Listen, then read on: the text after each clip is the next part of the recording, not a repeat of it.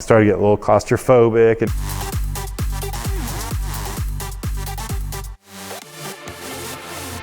The guy that owns Safari number 3 is like a car collector, but he only likes like really badass cool stuff from the 70s and 80s.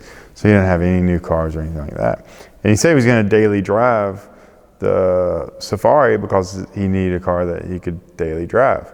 And I'm like, okay, cool. He's like, yeah, I got other cars, but I can't daily drive them. I'm like, okay, what do you have if you can't, daily drive those?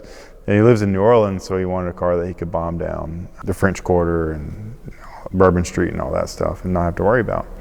So I went and visited him finally after I built him his car and stuff. And he has a warehouse about an hour outside of New Orleans, and it's just full of like super cool, awesome 70s and 80s cars. So like he's got a Miura, he's got a Countach Downdraft, 30th anniversary Diablo, the 512. Like he doesn't have F40 and he doesn't have Testarossa. He has like the odd stuff that are like really cool, but you don't know it if you don't really know.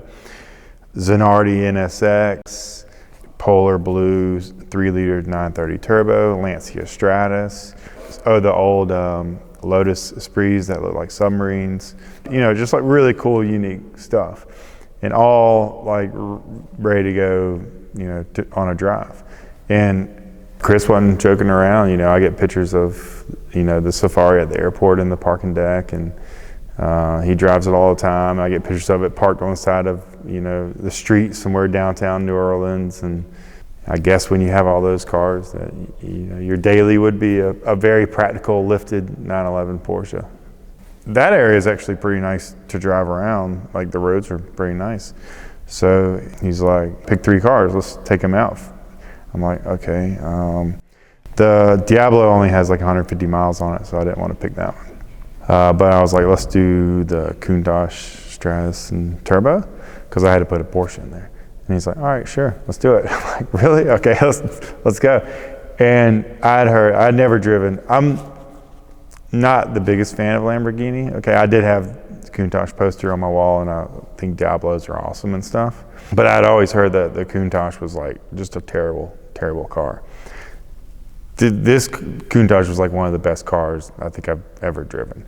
It was amazing. It was like perfect. It didn't start good, because there was 3 of us, and we were just kind of like driving around, and I drove the Stratos first, and the Stratos drove like you would think it would drive. It's like clunky and it makes awesome noises because it's got the Dino motor in it.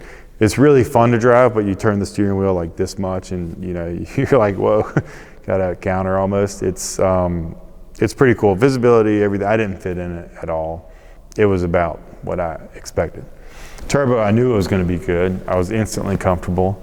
Polar blue outside and all blue leather inside, and just a really cool example, all original, and pulled. I mean, spun the tires in first gear, pulled strong.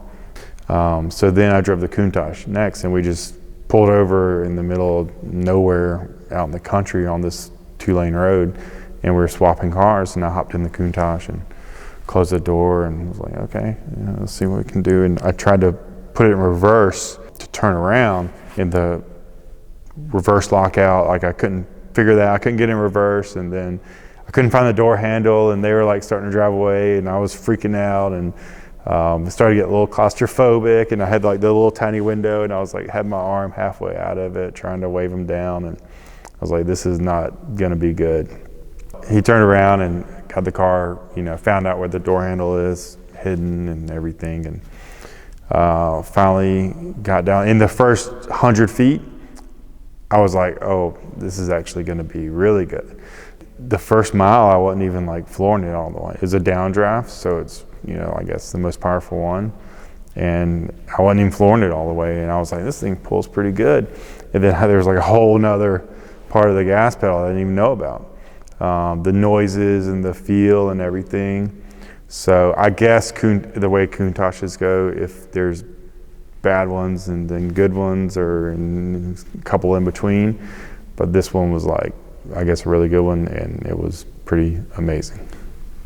So then for a week, I'm like, man, looking at Countach's for sale and stuff like that.